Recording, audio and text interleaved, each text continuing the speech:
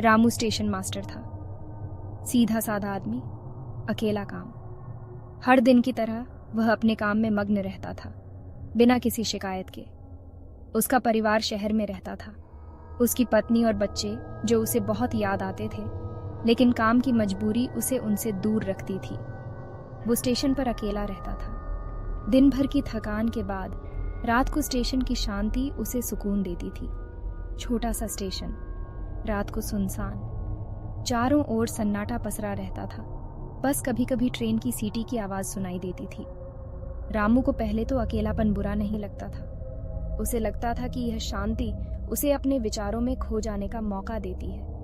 उसे शांति अच्छी लगती थी, रात का सन्नाटा। वह अक्सर रात को तारों को निहारता और अपने परिवार के बारे में सोचता। लेकिन कुछ दिनों से सब बदल गया था। अब वह शांति उसे डराने लगी थी। अजीब आवाजें सन्नाटे को तोड़ने लगी थी। ये आवाजें उसे बेचैन कर देती थी, जैसे कोई उसे देख रहा हो। आवाजें आती थीं प्लेटफॉर्म के आखिर में बने पुराने टॉयलेट से। वह टॉयलेट बरसों से बंद था, किसी ने उसे छुआ भी नहीं था। वो बंद रहता था, बरसों से किसी ने इस्तेमाल नहीं किया था। फिर भी हर रात वहां से अजीब आवाजें आती थीं। फिर भी हर रात आवाजें आती थीं। रामू ने कई बार जाकर देखा, लेकिन कुछ नहीं मिला। फुसफुसाहट, खरोंचने की आवाजें, जैसे कोई अंदर से दरवाजा खटखटा रहा हो, जैसे कोई चल रहा हो। रामू का दिल तेजी से धड़कने लगता था। वह समझ नहीं पा रहा था कि यह सब क्या हो रहा है। उसने कई बार अपने आप को समझाने की कोशिश की कि यह सब उसकी कल्पना है, लेकिन हर रात वही आवाजें उसे परेशान करती रहीं। रामू अब सोचने लगा था कि क्या उसे इस स्टेशन पर और रहना चाहिए या नहीं। क्या वह इन आवाजों का सामना कर पाएगा? रातें लंबी होती जा रही थीं और रामू की बेचैनी बढ़ती जा रही थी। क्या वह इस रहस्य को सुलझा पाएगा? पहले तो रामू ने ध्यान नहीं दिया। उसने सोचा चूहे होंगे या कोई आवारा जानवर, लेकिन आवाजें तेज होने लगी, ज्यादा आने लगी और करीब। एक रात वो और सहन नहीं कर पाया। फुसफुसाहट अब बिल्कुल पास थी, जैसे कोई उसके दरवाजे के बाहर खड़ा हो। उसका दिल जोर से धड़कने लगा। डर उसके मन में घर करने लगा। रामू को जानना था ये आवाजें कौन कर रहा है। उसने तय किया वो पता लगाएगा, अपने डर का सामना करेगा। उसने अपना लालटेन उठाया, वो पुराना पीतल वाला। उसकी रोशनी टिमटिमा रही थी, साया डांस कर रहे थे। वो पुराने टॉयलेट की तरफ चल पड़ा, हर कदम डर से भरा हुआ। टॉयलेट प्लेटफॉर्म के बिल्कुल किनारे पर था। अंधेरा, खतरनाक। लकड़ी का दरवाजा पुराना और सड़ा हुआ था, ताला जंग लगा और टूटा हुआ। रामू ने धक्का देकर दरवाजा खोला। वो जोर से चरमराया, जैसे बरसों की खामोशी के बाद विरोध कर रहा हो। उसने अपनी सांस रोकी और अंदर कदम रखा। अंदर की हवा धूल और सड़न की बदबू से भरी थी। हर कोने में मकड़ियों के जाले लटके हुए थे। अकेला बल्ब टूटा हुआ था, जिससे कमरा अंधेरे में डूबा हुआ था। रामू का दिल तेजी से धड़क रहा था। उसने अपने लालटेन से कमरे को देखा। वहां कोने में उसने उसे देखा, एक छोटा सा लकड़ी का बक्सा, मलबे के ढेर के नीचे आधा छिपा हुआ। उसने मलबा हटाया। उसका हाथ कांप रहा था। बक्सा पुराना था, चमड़े के पट्टों और एक भारी ताले से बंद था। भाग 5, डायरी के राज। यह कहानी एक रहस्यमयी डायरी की है, जो वर्षों से छिपी हुई थी। रामू के मन में उत्सुकता और डर आपस में लड़ रहे थे। उसे खोलना था। उसके दिल की धड़कन तेज हो गई थी, जैसे कि कोई बड़ा रहस्य उसके सामने आने वाला हो। उसे जानना था कि अंदर क्या है। वह सोच रहा था कि क्या यह डायरी उसके जीवन को बदल देगी।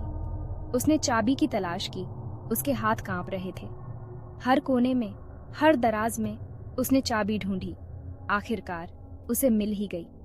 एक पुरानी जंग लगी चाबी, जो शायद वर्षों से छिपी हुई थी। एक पुरानी कलंकित चाबी फर्श के एक ढीले तख्ते के नीचे छिपी हुई थी। यह चाबी किसी पुराने रहस्य का हिस्सा थी। यह ताले में बिल्कुल फिट बैठ गई। जैसे ही उसने चाबी घुमाई, ताले ने एक अजीब सी आवाज की। एक क्लिक के साथ बक्सा खुल गया, धीरे धीरे, जैसे कोई पुराना रहस्य खुल रहा हो।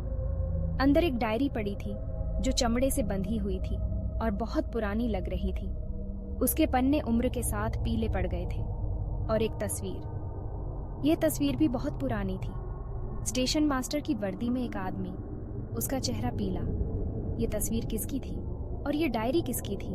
उसकी आंखें एक अजीब सी दहशत से भरी हुई थीं। ऐसा लग रहा था जैसे वह आदमी किसी भयानक घटना का गवाह था। रामू के मन में और भी सवाल उठने लगे।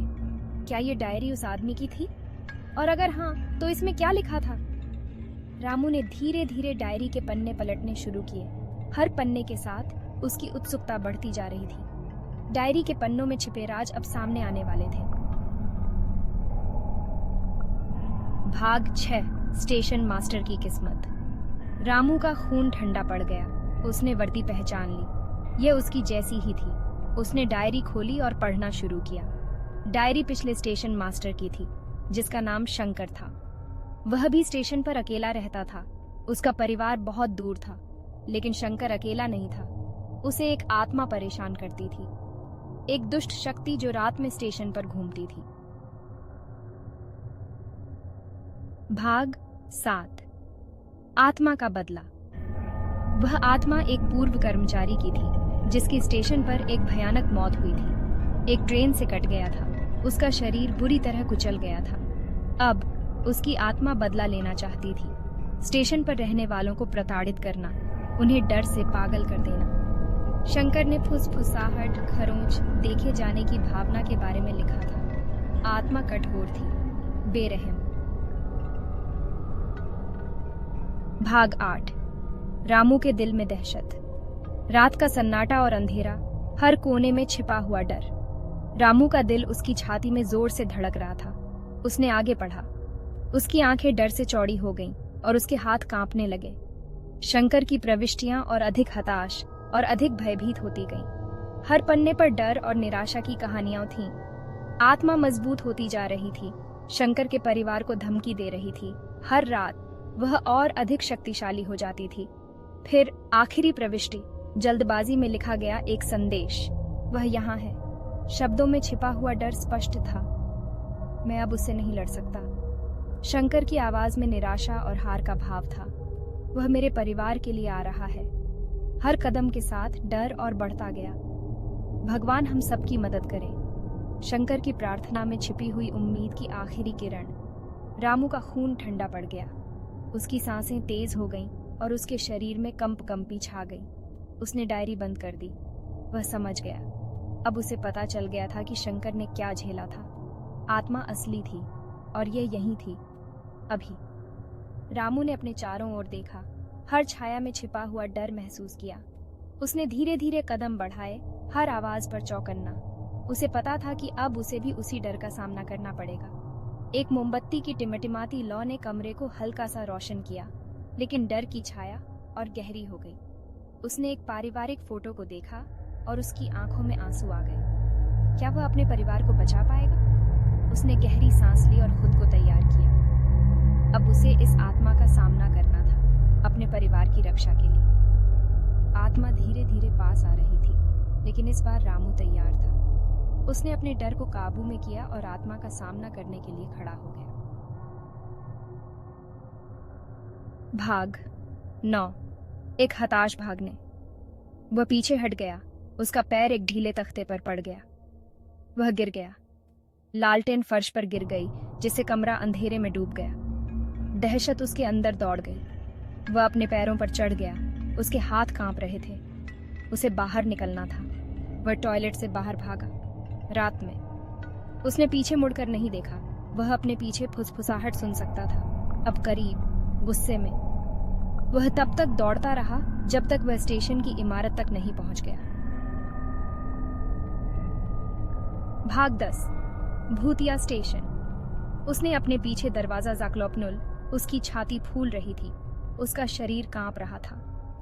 वह सुरक्षित था, अभी के लिए, लेकिन वह सच जानता था।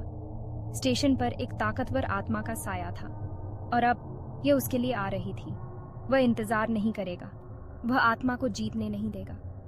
उसने अपना सामान उठाया, कुछ कपड़े, उसकी सबसे बेशकीमती संपत्ति, और भागा।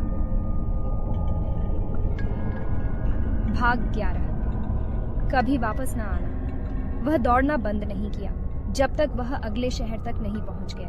वह कभी स्टेशन वापस नहीं गया, किसी ने नहीं किया। स्टेशन वीरान पड़ा रहा, अपने स्टेशन मास्टर्स के दुखद भाग्य का प्रमाण।